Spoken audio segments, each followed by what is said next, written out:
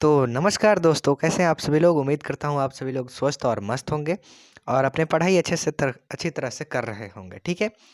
तो ये वीडियो है हमारा एक इकोनॉमिक्स का लेकर के। ठीक है। तो जो स्टूडेंट इस बार क्लास 10th का बोर्ड एग्जाम देने वाले हैं, मैं मानता हूँ कि आपने ऑब्जेक्टिव का अच्छे से प्रिपरेशन कर लिया है।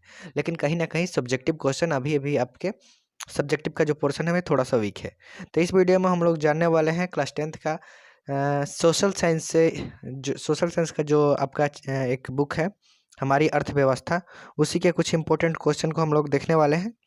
तो यदि आप इस बार बोर्ड एग्जाम देने वाले हैं तो वीडियो को शुरू से लेकर के लास्ट तक देखिएगा, क्योंकि वीडियो बहुत ही हेल्पफुल होने वाला है और बोर्ड एग्जाम में ये बहुत ही आपके लिए महत्वपूर्ण होगा। ठीक है। तो बिना किसी टाइम वेस्ट किए चलिए स्टार्ट करते हैं इस वीडियो को। तो देखिए, फर्स्ट क्वेश्चन है हमारा इस चैप्टर का कि अर्थव्यवस्था किसे कहते हैं। अर्थव्यवस्था किसे कहते हैं। ठीक है। तो आइए समझते हैं अर्थव्यवस्था के बारे में अच्छी तरह से कि व्हाट इज इकोनॉमी। तो देखिए, अर्थव्यवस्था आर्थिक क्रियाओं का एक ऐसा संगठन है जिसके अंतर्गत लोग कार्य करके अपनी आजीविका चलाते हैं। मतलब अर्थव्यवस्था क्या है, इसको आइए थोड़ा सा अच्छे से समझते हैं। मतलब ये एक प्रकार का क्या है, मतलब आर्थिक क्रियाओं का एक संगठन है। ठीक है। मतलब संगठन मतलब क्या, एक जैसे कि आप अपनी आजीविका चलाने के लिए, मतलब आप जीवित रहने के लिए और अपनी आवश्यकताओं की पूर्ति के लिए जो जो कार्य करते हैं, उन सभी से जो आपको धन प्राप्त होता है उसी को अर्थव्यवस्था कहते हैं। समझ में आया कुछ। जैसे कि आपको मान लीजिए कि एक पेन खरीदना है, तो उस पेन खरीदने के लिए आप क्या कोई ना कोई काम कीजिएगा। ठीक है। और उस काम के फलस्वरूप आपको पैसा मिलेगा और उस पैसे से आप कोई पेन खरीद रहे हैं। ठीक है। तो इसी को क्या कहा जाता है, अर्थव्यवस्था। कि आप अपनी आजीविका चलाने के लिए जो भी कार्य करते हैं, ठीक है, तो वो जिस संगठन के अंतर्गत आप कार्य करते हैं उसी को हम लोग क्या कहते हैं, अर्थव्यवस्था कहते हैं। ठीक है। आप यहाँ अच्छे से पढ़ सकते हैं। और एक इसका एक और परिभाषा होता है अर्थव्यवस्था का, वो एक अर्थशास्त्री हैं ब्राउन। तो उनके अनुसार देखा जाए तो अर्थव्यवस्था आजीविका अर्जन की एक प्रणाली है। उनके अनुसार भी यही है कि आजीविका अर्जन मतलब अपने जीवन में जो भी आवश्यक वस्तुएं हैं, उन वस्तुओं को खरीदने के लिए हम जो जो कार्य करते हैं उसी को हम लोग क्या कहते हैं, अर्थव्यवस्था कहते हैं। संक्षिप्त में देखा जाए तो अर्थव्यवस्था समाज की सभी आर्थिक क्रियाओं का योग है। मतलब आर्थिक क्रियाओं का योग मतलब समाज की वे सारी क्रिया जिनके द्वारा वे सारे काम समाज के अंतर्गत जो लोग रहते हैं, तो वे जो जो कार्य करते हैं जिसके अंतर्गत लोगों को मतलब क्या धन की प्राप्ति होती है, पैसा मिलता है, उन सबको क्या कहते हैं, अर्थव्यवस्था कहते हैं। तो ये तीन परिभाषा है यहाँ अर्थव्यवस्था का। तीनों में से जो आपको आसान लगे उसे आप याद कर सकते हैं। ठीक है। लेकिन अर्थव्यवस्था का अभी भी कोई उचित मतलब परिभाषा नहीं मिल पाया है। अभी भी अर्थशास्त्रियों के द्वारा इसमें मतभेद होते रहता है। इसलिए मैं यहाँ पर तीन ठो परिभाषा लेकर के आया हूँ। इन तीनों में से जो आपको उचित लगे उसको आप याद करके एग्जाम में लिखिएगा, एग्जामिनर पूरा का पूरा नंबर देगा। ठीक है। चलिए नेक्स्ट क्वेश्चन देखते हैं अपना कि मिश्रित अर्थव्यवस्था किसे कहते हैं। नेक्स्ट क्वेश्चन है हमारा कि मिश्रित अर्थव्यवस्था किसे कहते हैं। तो मिश्रित अर्थव्यवस्था देखिए वैसा अर्थव्यवस्था है जहां उत्पादन के साधनों का स्वामित्व सरकार तथा निजी व्यक्तियों दोनों के पास होता है। तो ऐसे अर्थव्यवस्था को हम लोग क्या कहते हैं, मिश्रित अर्थव्यवस्था कहते हैं। मतलब यह देखिए, एक ऐसा अर्थव्यवस्था तीन प्रकार का होता है। एक होता है पूंजीवादी, एक होता है समाजवादी और एक होता है मिश्रित।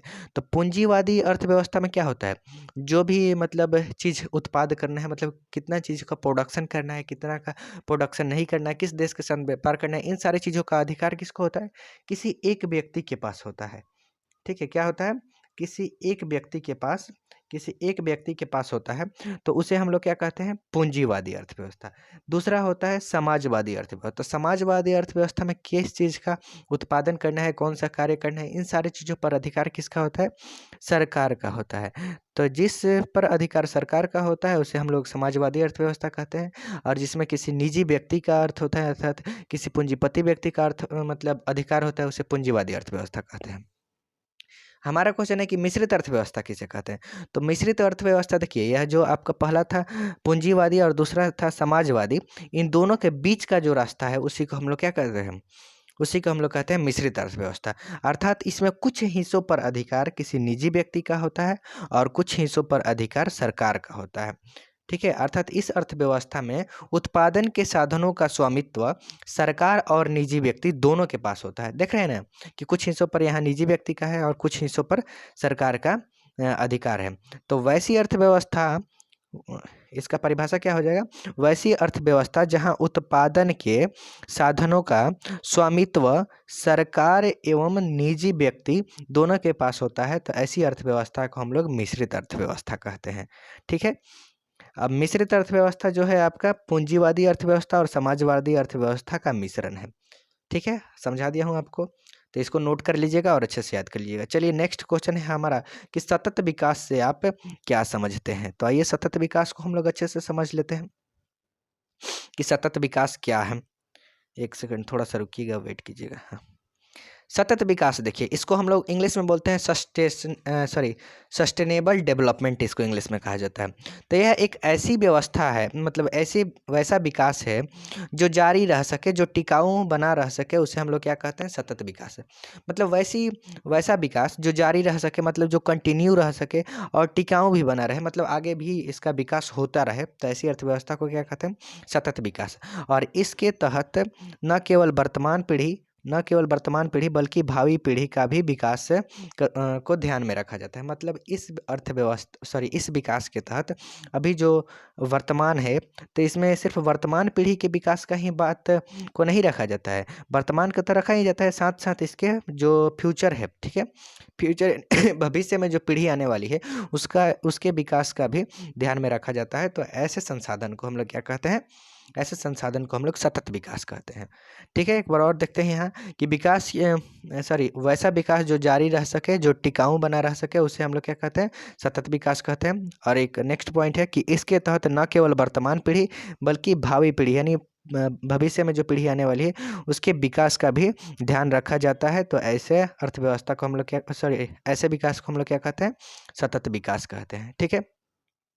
एक उसके बाद आयोग बना, ठीक है, जिसका नाम क्या है? ब्रुंडलैंड आयोग। तो ब्रुंडलैंड आयोग के अनुसार सतत विकास की परिभाषा ये देखते हैं। तो देखिए उसके अनुसार है कि विकास की वह प्रक्रिया जिसमें वर्तमान की आवश्यकताएं बिना भावी पीढ़ी की क्षमता योग्यता से समझौता किए पूरी की जाती है, तो ऐसे विकास को सतत विकास कहते हैं। मतलब इसके ब्रुंडलैंड आयोग के अनुसार सतत विकास वैसा विकास है जिसमें वर्तमान की आवश्यकताएं, अर्थात वर्तमान में हमें किन चीज़ों की आवश्यकता है उसकी पूर्ति हम फ्यूचर की जो पीढ़ी आने वाली है उसके साथ बिना हम लोग किसी भी प्रकार का क्षति पहुंचाए, यदि हम अपनी आवश्यकताओं का पूर्ति करते हैं, तो ऐसे विकास को हम लोग क्या कहेंगे? सतत विकास कहेंगे। ठीक है, ऐसे विकास को क्या कहेंगे हम लोग? ऐसे विकास को सतत विकास कहा जाता है। चलिए, तो आशा करता हूँ आपको सतत विकास समझ में आ गया।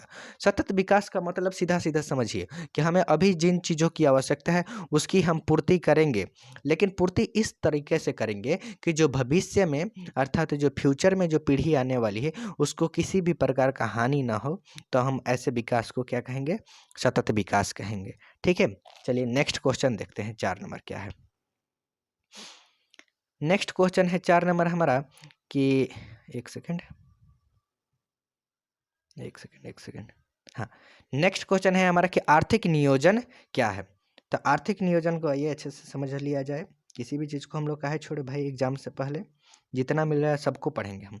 ठीक है, आर्थिक नियोजन का सीधा सीधा अर्थ होता है, इसका इंग्लिश में कहते हैं इकोनॉमिक प्लानिंग। इसको इंग्लिश में क्या कहते हैं? Economic planning. Economic planning. अब प्लानिंग का मतलब, इकोनॉमिक प्लानिंग का मतलब समझ लीजिए, सीधा सीधा अर्थ यह है, पहले इसको आइए परिभाषा पढ़ लेते हैं उसके बाद समझते हैं। किसी भी देश की प्राथमिकताओं के अनुसार देश के संसाधनों का विभिन्न विकासात्मक क्रियाओं में उपयोग आर्थिक नियोजन कहलाता है। मतलब किसी भी देश की जो आवश्यकता है, ठीक है, जो आवश्यकता है उसकी पूर्ति के लिए वह देश अपने संसाधनों का कैसे उपयोग करता है और कैसे विकास करता है, उसी को क्या कहा जाता है? आर्थिक नियोजन। जे एक छोटा सा एग्जांपल से समझते हैं कि मान लीजिए आपके पास 100 रुपया है, ठीक है। अब इस 100 रुपये का आप कैसे खर्च करते हैं जिससे कि आपका विकास हो सके, उसी को हम लोग क्या कहेंगे? आर्थिक नियोजन। मान लीजिए 100 रुपये है तो आप करेंगे कि 10 रुपये इसको हम निकाल देते हैं अपने स्वास्थ्य के लिए, ठीक है। फिर से 10 रुपये इसमें और निकाल देते हैं अपने शिक्षा के लिए, 10 रुपये और निकाल देते हैं परिवहन के लिए, कहीं आने जाने के लिए, 10 रुपये निकाल दिए आप इंटरटेनमेंट के लिए। तो मतलब इस 100 रुपये को आप किस तरह से खर्च कर रहे हैं, उसी को क्या कहा जाता है? आर्थिक नियोजन कहा जाता है। ठीक है। उस इसी को हम लोग थे देश के मतलब किसी राष्ट्र के रूप में देखा जाए तो क्या होता है, किसी भी राष्ट्र की प्राथमिकताओं अर्थात किसी भी राष्ट्र की आवश्यकताओं की पूर्ति के लिए राष्ट्र अपने संसाधनों का विभिन्न विकासात्मक कार्यों में किस प्रकार से उपयोग करता है, उसे ही हम लोग क्या कहते हैं, आर्थिक नियोजन कहते हैं। चलिए नेक्स्ट क्वेश्चन देखते हैं अपना, मानव विकास रिपोर्ट क्या है। मानव विकास रिपोर्ट, इसका इंग्लिश हो जाएगा आपका ह्यूमन डेवलपमेंट रिपोर्ट या फिर इंडेक्स। तो मानव विकास रिपोर्ट यानी ह्यूमन डेवलपमेंट रिपोर्ट यूएनडीपी मतलब यूनाइटेड नेशन डेवलपमेंट प्रोजेक्ट के द्वारा जारी किया जाता है। ठीक है, जिसके द्वारा विभिन्न देशों की तुलना लोगों को शैक्षणिक स्तर, उनके स्वास्थ्य की स्थिति और प्रति व्यक्ति आय के आधार पर करती है। मतलब मानव विकास रिपोर्ट एक मतलब क्या है, रिपोर्ट है जो यूएनडीपी मतलब यूनाइटेड नेशन डेवलपमेंट प्रोजेक्ट के द्वारा किया जाता है, मतलब जारी किया जाता है। और इसमें क्या जारी किया जाता है, इसमें विभिन्न देशों की रिपोर्ट जारी कर, जैसे कि मान लीजिए यहाँ पे एक नंबर में देश का नाम रहेगा, जैसे कि यहाँ पे इंडिया हो गया, यहाँ पे पाकिस्तान कर देगा मान लीजिए, और यहाँ पे अमेरिका कर दिया, 3 ठो देश हो गया मान लीजिए। तो अब इसमें आपको दे देगा एक आपका शैक्षणिक स्तर, एजुकेशन वाला सेक्टर। ठीक है, एजुकेशन दे देगा, यहाँ पे हेल्थ दे देगा, HELTH हेल्थ दे दिया, और यहाँ पे आपका प्रति व्यक्ति आय मतलब कि वो एक व्यक्ति के पास कितना आय है, मनी है। ठीक है, यहाँ पे प्रति व्यक्ति आय दे दिया। अब ये देखिए मान लीजिए अब इस तरह से एक रिपोर्ट जारी कर देता है विभिन्न देशों के, जैसे कि मान लीजिए इंडिया का एजुकेशन दर मान लीजिए 50% दे दिया। ठीक है, हेल्थ परसेंट 10% दे दिया। ठीक है, और मनी भी दे दिया मान लीजिए 10%। ठीक है, वैसे ही पाकिस्तान का दे दिया कि उसका एजुकेशन सिस्टम 5% दे दिया, हेल्थ उसका 10% दे दिया, और मनी भी मान लीजिए 5% दे दिया। ठीक है, और अमेरिका एक देश हो गया, तो मान लीजिए अमेरिका का भी उसने कुछ रिपोर्ट इस तरह से जारी कर दिया कि अमेरिका का मान लीजिए एजुकेशन सेक्टर 20% हो गया। ठीक है, अमेरिका का एजुकेशन सेक्टर मान लीजिए क्या दे दिया, 20% दे दिया। उसका हेल्थ भी दे दिया आपके मान लीजिए 10%, और मनी भी दे दिया 25%। तो अब ये हो गया कि मान लीजिए इंडिया के पास 15% एजुकेशन मतलब 15 लोग शिक्षित हैं, 10 लोगों का उसमें से स्वास्थ्य ठीक है, और उसमें से 10 लोग जो हैं ठीक ठाक पैसे कमाते हैं। पाकिस्तान वालों में 5% एजुकेशन है, 10% लोग ठीक ठाक हैं, 5% उनके पास पैसा है। अमेरिका में देखा जाए तो 20% लोग वहाँ के 20 गो लोग जो है मान लीजिए कि एजुकेटेड है मतलब पढ़े लिखे हैं, और 10 ठो लोगों का स्वास्थ्य ठीक है, और 25 लोगों का मतलब पैसा में अच्छे हैं।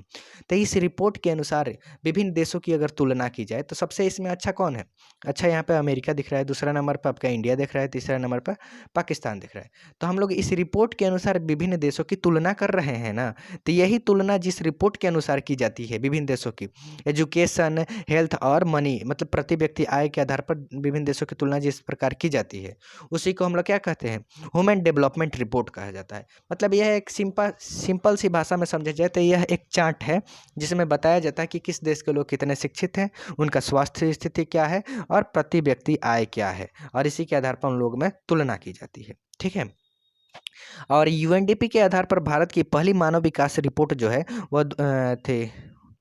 वह कब आपका अप्रैल 2002 में जारी किया गया था। इसको याद रखिएगा, ऑब्जेक्टिव में पूछेगा कि यूएनडीपी के आधार पर भारत का पहला मानव विकास रिपोर्ट कब जारी किया गया था, तो अप्रैल 2002 में। चलिए नेक्स्ट क्वेश्चन देखते हैं। नेक्स्ट क्वेश्चन क्या है, तो नेक्स्ट क्वेश्चन है हमारा कि आधारिक संरचना पर प्रकाश डालें। मतलब आधारिक संरचना क्या है, आधारिक संरचना को हम लोग आधारिक ढांचा भी बोल सकते हैं। तो देखिए इसका ये अर्थ समझते हैं हम। आधारिक संरचना का मतलब होता है, मतलब उन सुविधाओं एवं सेवाओं से होता है जो देश के आर्थिक विकास के लिए सहायक होती हैं। ठीक है, देश के आर्थिक विकास कैसे होगा, मतलब कैसे सहायक होता है, जैसे कि बिजली एग्जाम्पल में हो जाएगा, परिवहन, संचार, बैंकिंग, स्कूल, अस्पताल, ये सारी चीज़ें ठीक रहेंगी तो देश का आर्थिक विकास होगा। ठीक है, तो मतलब आर्थिक संरचना सिंपल सा वह चीज़ है, मतलब इसका अर्थ उन चीज़ों से निकाला जाता है जिसके द्वारा देश का क्या होता है, आर्थिक विकास होता है। ठीक है, और जिस देश का आधारिक ढांचा अर्थात आधारिक संरचना जितना अधिक होगा वह देश उतना ही विकसित होगा। ठीक है, तो आधारिक संरचना आपको समझ में आया। आधारिक संरचना का मतलब उन सुविधाओं तथा सेवाओं से होता है जो देश के आर्थिक विकास के लिए सहायक होते हैं। एग्जाम्पल में बिजली, परिवहन, संचार, बैंक, स्कूल, अस्पताल etc। ठीक है, और जिस देश का आर्थिक ढांचा अर्थात आर्थिक संरचना जितना अधिक विकसित होता है वह देश उतना ही अधिक विकसित होता है। चलिए नेक्स्ट क्वेश्चन अब आइए, हमने यहाँ पे अपने कुछ 6 इंपॉर्टेंट क्वेश्चन देख लिए, ठीक है। अब 6 क्वेश्चन देख लिए और ये आप इतने दिन से तो तैयारी इधर उधर उधर कहीं भी कर ही रहे होंगे, तो अपने आप को कुछ थोड़ा टेस्ट भी कर लीजिए कि आप कितने पानी में हैं और कितने पढ़ाई किया है, ठीक है। तो आपके लिए यहाँ पे टेस्ट योर सेल्फ करके कुछ क्वेश्चन है, इन सभी का जवाब आपको नीचे कमेंट बॉक्स में देना है। टेस्ट योर सेल्फ में पहला क्वेश्चन है आपका कि प्राथमिक क्षेत्र किसे कहा जाता है, ठीक है। प्राथमिक क्षेत्र किसे कहा जाता है, नीचे आप कमेंट में बताइए कि 1 नंबर आंसर, इसका आंसर क्या होगा। दूसरा क्वेश्चन है आपका कि भारत में कौन सी अर्थव्यवस्था है, भारत में कौन सी अर्थव्यवस्था है। 3 प्रकार का अर्थव्यवस्था आपको बताया था, एक कौन सा अर्थव्यवस्था है, पूंजीवादी, एक समाजवादी, एक मिश्रित अर्थव्यवस्था। तो भारत में कौन सी अर्थव्यवस्था है, तीनों में से आपको बताना है, ठीक है। तीसरा क्वेश्चन है कि भारत में योजना आयोग का गठन कब हुआ था, ठीक है। इकोनॉमिक प्लानिंग आपको बताया था, तो इकोनॉमिक प्लानिंग योजना आयोग के द्वारा ही किया जाता है, ठीक है। तो योजना आयोग का गठन कब हुआ था ये आपको बताना है। नेक्स्ट क्वेश्चन है कि जिस देश का राष्ट्रीय आय अधिक होता है वह क्या कहलाता है, मतलब जिस देश का राष्ट्रीय आय अधिक होता है, जिस देश के पास मनी अर्थात पैसा अधिक होता है वह देश क्या कहलाता है, आपको बताना है नीचे कमेंट बॉक्स में। और नेक्स्ट एक क्वेश्चन बताना है कि बिहार कैसा राज्य है, अर्थात बिहार एक आपको बताना है कि पिछड़ा राज्य है या विकसित राज्य है या विकासशील राज्य है, ये आपको नीचे कमेंट में बताना है। तो 5 तो क्वेश्चन दिया गया है आपको, इन सबको आपको नीचे कमेंट में बताना है। और ऊपर आपने जो ये 6 क्वेश्चन देखा उन सबको कॉपी में लिख करके याद कर लीजिएगा, क्योंकि ये आपका सोशल साइंस के बोर्ड एग्जाम में बहुत महत्वपूर्ण होगा, ठीक है। तो इसी के साथ इस वीडियो को समाप्त करते हैं और नीचे आइए एक देख लेते हैं मोटिवेशनल कोट कि जहाँ किस्मत साथ नहीं देती वहाँ आपकी मेहनत साथ देती है। इसलिए अभी तक यदि आपने तैयारी अच्छे से किया हो या ना किया हो कोई बात नहीं, लेकिन अभी भी कुछ समय है, उसको व्यर्थ मत जाने दीजिए और अभी जितना पढ़ सकते हैं पढ़ लीजिए और बोर्ड एग्जाम में अच्छे से फोड़ के ये जब पेपर आए तो उसको कह के भाई इतने ही यही सब क्वेश्चन, ये सब तो हमने यू स्टडी जोन पे कब का पढ़ चुका है, ठीक है। तो इन्हीं सब चीज़ों के साथ हाँ इस वीडियो को समाप्त करते हैं और डेली आपका ये क्वेश्चन सीरीज मतलब चलेगा आपके इसी चैनल यू स्टडी जोन पे। तो यदि अभी तक भी आप अपने चैनल इस यू स्टडी जोन को सब्सक्राइब नहीं किए हो तो किस चीज़ का वेट कर रहे हो, जल्दी से इस लाल बटन पर क्लिक करके चैनल को सब्सक्राइब कर लीजिए और इस वीडियो को अपने दोस्तों के पास शेयर कर दीजिए। तब तक के लिए bye bye, share, take care, have a good day. मिलते हैं अगले वीडियो में, तब तक के लिए खूब पढ़ते रहिए, लिखते रहिए और घर मचाते रहिए, ठीक है।